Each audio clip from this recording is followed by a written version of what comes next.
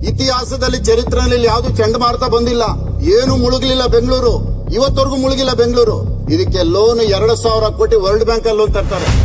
ನನ್ನ ಮೇಲೆ ಆಕ್ಷನ್ ತಗೊಂಡ್ಲಿ ಸುಳ್ಳಿದ್ರೆ ನಾನು ಪ್ರೂವ್ ಮಾಡ್ತೀನಿ, ಸುಳ್ಳು ಹೇಳಿ ಲೋನ್ ತಂದಿರೋದು. ಯಾವ ಪ್ರಕೃತಿ ವಿಕೋಪ ಬಂದಿದೆ ಬೆಂಗಳೂರಲ್ಲಿ ವರ್ಲ್ಡ್ ಬ್ಯಾಂಕ್ ಅಲ್ಲಿ ಲೋನ್ ತರೋದಕ್ಕೆ?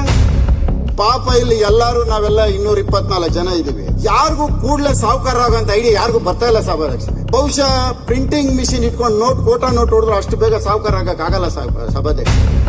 3 ಕೋಟಿ ಬೆಲೆ ಬಾಳುವಂತ ಜಮೀನಲ್ಲಿ ಲಾಭ ಎಷ್ಟು ಗೊತ್ತಾ ಸಭಾಧ್ಯಕ್ಷರೇ? 263 ಕೋಟಿ. ಪಾಪ ಇಲ್ಲಿ ಎಲ್ಲಾರು ನಾವೆಲ್ಲ 224 ಜನ ಇದೀವಿ. ಯಾರಿಗೂ ಕೂಡಲೇ ಸಾಹುಕಾರ ಆಗಂತ ಐಡಿಯಾ ಯಾರಿಗೂ ಬರ್ತಾ ಇಲ್ಲ ಸಭಾಧ್ಯಕ್ಷರೇ. ಬಹುಶಃ ಪ್ರಿಂಟಿಂಗ್ ಮಿಷಿನ್ ಇಟ್ಕೊಂಡು ಕೋಟಾ ನೋಟ್ ಹೊಡೆದ್ರು ಅಷ್ಟು ಬೇಗ ಸಾಹುಕಾರ ಆಗಕ್ಕಾಗಲ್ಲ ಸಭಾಧ್ಯಕ್ಷರೇ. ಅದಕ್ಕಿಂತ ವೇಗವಾಗಿ ಬೆಳೆಯುವಂತದ್ದು ಬೆಂಗಳೂರಲ್ಲಿ ನಡೀತಾ ಇದೆ ಸಭಾಧ್ಯಕ್ಷ. ಅದಕ್ಕೆ ಉದಾಹರಣೆ ಹೇಳ್ತೀನಿ. ಒಂದು 160 ಕಿಲೋಮೀಟರ್ ರಾಜಕಾಲುವೆ ಪಕ್ಕದಲ್ಲಿ ಬಫರ್ ಝೋನ್ ಅಲ್ಲಿ ರೋಡ್ ಮಾಡೋದು ನಡೀತಾ ಇದೆ. ರಾಜಕಾಲುವೆ ಪಕ್ಕದಲ್ಲಿ ಎಷ್ಟು ಗೊತ್ತಾ ರೋಡ್ ಬಿಡ್ತು ಸಭಾಧ್ಯಕ್ಷರೇ? ಯಾವತ್ತನ್ನ ನೋಡಿದೀರಾ? ರಾಜಕಾಲುವೆ ಪಕ್ಕದಲ್ಲಿ 30 ಮೀಟರ್ ಸೆಂಟರ್ ಪಾಯಿಂಟ್ ಇಂದ ಆ ಕಡೆ 30 ಮೀಟರ್. ಉದ್ದೇಶ ಏನ್ ಗೊತ್ತಾ ಸಭಾಧ್ಯಕ್ಷರೇ? ರಾಜಕಾಲುವೆ ಪಕ್ಕದಲ್ಲಿರೋ ಜಮೀನು 2.5 ಇಂದ 3 ಕೋಟಿ ಸಭಾಧ್ಯಕ್ಷರೇ. ರಸ್ತೆ ಇಲ್ಲ, ಅದಕ್ಕೆ ರಸ್ತೆನೇ ಇಲ್ಲ. ಈಗ 30 ಮೀಟರ್ ರೋಡ್ ಮಾಡಿದ್ರೆ 3 ಕೋಟಿ ರೂಪಾಯಿ ಜಮೀನು ಎಷ್ಟಕ್ಕೆ ಬೆಲೆ ಬಾಳೋದು ಗೊತ್ತಾ ಸಭಾಧ್ಯಕ್ಷರೇ? ಕೂಡಲೇ 43,560 ಅಡಿ ಒಂದ್ ಎಕರೆಗೆ 43,560 ಅಡಿ ಇಂಟು 3 1,30,680 ಅಡಿ ಆಗತ್ತೆ. ಪ್ರೀಮಿಯಂ ಎಫ್ಐಆರ್ ಬೇರೆ ತಂದಿದೆ ಸರ್ಕಾರ. ಏನೋ ಅದು ನ್ಯಾಯಾಲಯದಲ್ಲಿ ತಡೆಯಾಜ್ಞೆ ಇದೆ ಅಂತ ಹೇಳ್ತಾ ಇದ್ದಾರೆ. Premium FIR 40%. ಆ 40% ಪ್ಲಸ್ TDR 20%. 40% ಎಷ್ಟಾಗತ್ತೆ ಅಂದ್ರೆ 1,82,952 ಸ್ಕ್ವೇರ್ ಫೀಟ್ ಆಗತ್ತೆ. 40% ಆಡ್ ಮಾಡಿದ್ರೆ ಆ 40% TDR 20% ಆಡ್ ಮಾಡಿದ್ರೆ 2,19,542 ಸ್ಕ್ವೇರ್ ಫೀಟ್ ಆಗತ್ತೆ. 1 ಎಕರೆ ಲ್ಯಾಂಡ್ ರಾಜಕಾಲುವೆ ಪಕ್ಕದಲ್ಲಿರೋದಕ್ಕೆ ಪ್ಲಾನ್ ಸ್ಯಾಂಕ್ಷನ್ ಆಗತ್ತೆ. 30 ಮೀಟರ್ ರೋಡ್ ತೋರಿಸಿದ್ರೆ ಈಗ ಪ್ಲಾನ್ ಸ್ಯಾಂಕ್ಷನ್ ಆಗೋಯ್ತು. ಅಲ್ಲಿ ಬರ್ತಾರೆ ಬಿಲ್ಡರ್ ಅಲ್ಲೇ ಕ್ಯೂ ಅಲ್ಲಿ ನಿಂತಿದ್ದಾರೆ ರಾಜಕಾಲುವೆ ಪಕ್ಕದಲ್ಲಿ ಜಮೀನು ತಗೊಳಕ್ಕೆ. ಇದಕ್ಕೆ ಇವಾಗ ವ್ಯಾಲ್ಯೂ ಫಿಕ್ಸ್ ಮಾಡೋಣ ಸಭಾಧ್ಯಕ್ಷ. 1 ಎಕರೆ ಇವತ್ತು 1 ಸ್ಕ್ವೇರ್ ಫೀಟ್ ಅಪಾರ್ಟ್ಮೆಂಟ್ಸ್ ಬೆಂಗಳೂರಲ್ಲಿ ಎಲ್ಲೇ ಹೋದ್ರು ಸಹ 15,000 ರೂಪಾಯಿ ಬೆಲೆ ಬಾಳುತ್ತೆ. ತಗೊಂತಾರೆ. ಅದು ಉತ್ತರ ಭಾರತದವ್ರು ತಗೊಂತಾರೋ ದಕ್ಷಿಣ ಭಾರತದಲ್ಲಿರೋರು ತಗೊಳ್ತಾರೆ. ಅದ್ರ ಬೆಲೆ 15,000 ರೂಪಾಯಿ ಮಾಡಿದ್ರೆ 329,31,36,000 ರೂಪಾಯಿ ಆಗತ್ತೆ. ಅದನ್ನ ಕನ್ಸ್ಟ್ರಕ್ಷನ್ ಮಾಡ್ಬೇಕಲ್ಲ ಸಭಾಧ್ಯಕ್ಷರೇ.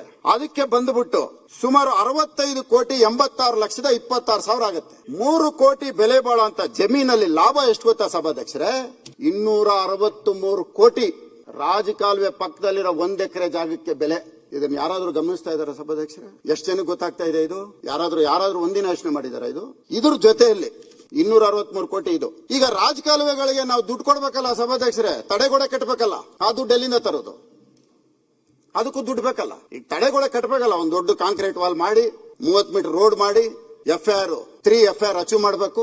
ಇದೆಲ್ಲ ಮಾಡಬೇಕು ಅಂದ್ರೆ ರಾಜಕಾಲುವೆಗೆ ದುಡ್ಡು ಬೇಕಲ್ಲ. ಅದಕ್ಕೆ ಎಲ್ಲೋಗ್ಬೇಕು ನಾವು? ವರ್ಲ್ಡ್ ಬ್ಯಾಂಕ್ ಲೋನ್ಗೆ ಹೋಗ್ಬೇಕು. 963 ಮೀಟರ್ ಮೇಲಿದೀವಿ ನಾವು ಸಮುದ್ರದ ಮಟ್ಟಕ್ಕೆ. ಇತಿಹಾಸದಲ್ಲಿ ಚರಿತ್ರೆಯಲ್ಲಿ ಯಾವುದು ಚಂಡಮಾರುತ ಬಂದಿಲ್ಲ, ಏನು ಮುಳುಗಲಿಲ್ಲ ಬೆಂಗಳೂರು, ಇವತ್ತವರೆಗೂ ಮುಳುಗಿಲ್ಲ ಬೆಂಗಳೂರು. ಇದಕ್ಕೆ ಲೋನ್ 2,000 ಕೋಟಿ ವರ್ಲ್ಡ್ ಬ್ಯಾಂಕ್ ಅಲ್ಲಿ ಲೋನ್ ತರ್ತಾರೆ. ಲೋನ್ ತರೋದು ಎಲ್ಲಿಗೆ ಗೊತ್ತಾ ಸಭಾಧ್ಯಕ್ಷರೇ? ಈ 2,000 ಕೋಟಿ ತಂದಿರೋದು ಈ ರಾಜಕಾಲುವೆ ಪಕ್ಕದಲ್ಲಿ ಗೋಡೆ ಕಟ್ಟೋದಿಕ್ಕೆ. ಎಲ್ಲೆಲ್ಲಿ ಖಾಲಿ ಜಮೀನಿದೆ, ಎಲ್ಲೆಲ್ಲಿ ಅಪಾರ್ಟ್ಮೆಂಟ್ಸ್ ಗಳು ಬರಬೇಕು, ಎಲ್ಲೆಲ್ಲಿ 1 ಎಕರೆನಲ್ಲಿ 250 ಕೋಟಿ ಲಾಭ ಮಾಡಬೇಕು, ಅಲ್ಲಿ ರಾಜಕಾಲುವೆ 2,000 ಕೋಟಿ ವರ್ಲ್ಡ್ ಬ್ಯಾಂಕ್ ಅಲ್ಲಿ ಸುಳ್ಳು ಹೇಳಿ ಲೋನ್ ತಂದಿರೋದು. ಸುಳ್ಳು ಹೇಳಿ ಲೋನ್ ತಂದಿದ್ದಾರೆ, ನಾನು ಪ್ರೂವ್ ಮಾಡ್ತೀನಿ. ನನ್ನ ಮೇಲೆ ಆಕ್ಷನ್ ತಗೊಂಡ್ಲಿ ಸುಳ್ಳಿದ್ರೆ ನಾನು ಪ್ರೂವ್ ಮಾಡ್ತೀನಿ, ಸುಳ್ಳು ಹೇಳಿ ಲೋನ್ ತಂದಿರೋದು. ಯಾವ ಪ್ರಕೃತಿ ವಿಕೋಪ ಬಂದಿದೆ ಬೆಂಗಳೂರಲ್ಲಿ ವರ್ಲ್ಡ್ ಬ್ಯಾಂಕ್ ಅಲ್ಲಿ ಲೋನ್ ತರೋದಕ್ಕೆ? ಆ MOI ಒಂದ್ಸರಿ ಚೆಕ್ ಮಾಡಿ. MOI ನಲ್ಲಿ ಏನಿದೆ? ಸುಳ್ಳು ಹೇಳಿ ಲೋನ್ ತಂದು ಇದ್ರನ್ನ ಕೊಟ್ಟಿರೋಂಥದ್ದು ಯಾರಿಗೆ? ಒಬ್ಬನೇ ಕಾಂಟ್ರಾಕ್ಟರ್ 7 ಪ್ಯಾಕೇಜು. ಒಬ್ಬನೇ ಯಾವ ಕಾಂಟ್ರಾಕ್ಟರ್ ಕೊಡಬೇಕೋ ಅವನ್ನ ಡಿಸ್ಕ್ವಾಲಿಫೈ ಮಾಡಬೇಕು, ಅವನ್ನ ಕರೆದುಬಿಟ್ಟು ನೀನೇ ವಾಪಸ್ ತಗೋ. ಇಲ್ಲ ಅಂದ್ರೆ ನೆಕ್ಸ್ಟ್ ನೀನು ಬ್ಲಾಕ್ ಲಿಸ್ಟ್ ಮಾಡ್ತೀನಿ. ನಾನು ಮಾತಾಡ್ತಾ ಇರೋದು ಅಥೆಂಟಿಕ್ ಡಾಕ್ಯುಮೆಂಟ್ ಮಾತಾಡ್ತಾ ಇರೋದು. ನಾನು ಯಾವ್ದು ಸುಮ್ನೆ ಏನೋ ಪೇಪರ್ ಕಟ್ಟಿಂಗ್ ಇನ್ನೊಂದು ಇಟ್ಕೊಂಡು ಮಾತಾಡ್ತಾ ಇಲ್ಲ. ಅವನು ಹೇಳಿದಂಗೆ ಕೇಳಲಿಲ್ಲ ಅಂತೇಳಿ ಅದನ್ನ ರೀಟೆಂಡರ್ ಮಾಡೋದು. ಕ್ವಾಲಿಫೈ ಆಗಿದೆ ಇರೋವನಿಗೆ ಟನಲ್ ವರ್ಕ್ ಮಾಡೋನಿಗೆ, ಕೆನಾಲ್ ವರ್ಕ್ ಅವ್ನು ಕ್ವಾಲಿಫೈ ಆಗಲ್ಲ. KPPT ಆಗ್ತಿವ, KTTP ಇಲ್ಲ, KPP ನಲ್ಲಿ ಸೇಮ್ ನೇಚರ್ ಆಫ್ ವರ್ಕ್ ಮಾಡಿರೋಂತವನು ಎಲಿಜಿಬಲ್ ಆಗ್ತಾನೆ ಅಂತಂದ್ರೆ ಅವನಿಗೋಸ್ಕರ ಮತ್ತೆ ಕಂಡೀಷನ್ ಚೇಂಜ್ ಮಾಡೋದು ಮಾಡಿದ್ದಾರೆ, ಕೊಟ್ಟಿದ್ದಾರೆ. ಹೇಳ್ದಂಗೆ ಕೇಳಲಿಲ್ಲ ಅಂತೇಳಿ ರೀಟೆಂಡರ್ ಮಾಡಿದ್ದಾರೆ. ಇದಕ್ಕೆ ಯಾವುದಕ್ಕೂ ಭ್ರಷ್ಟಾಚಾರ ನಡೆದಿಲ್ಲ. ಆವಲೇ ಸತೀಶ್ ರೆಡ್ಡಿ ಹೇಳಿದಕ್ಕೆ ಒಂದು ಮಾತು ಹೇಳಿದ್ರಿ, ಇವೆಲ್ಲ ಭ್ರಷ್ಟಾಚಾರ ನಡೀದೆ, ಪ್ರಾಮಾಣಿಕವಾಗಿ ನಡೀತಾ ಇರುತ್ತದೆ. 7 ಟೆಂಡರ್ ಒಬ್ಬರೇ ಹಾಕೋದು, ಒಬ್ಬನಿಗೆ ಅವನಿಲ್ಲಿ ಇವನಲ್ಲಿ, ಇವನಿಲ್ಲಿ, ಇದು ನಡೀತಾ ಇರುವಂತದ್ದು.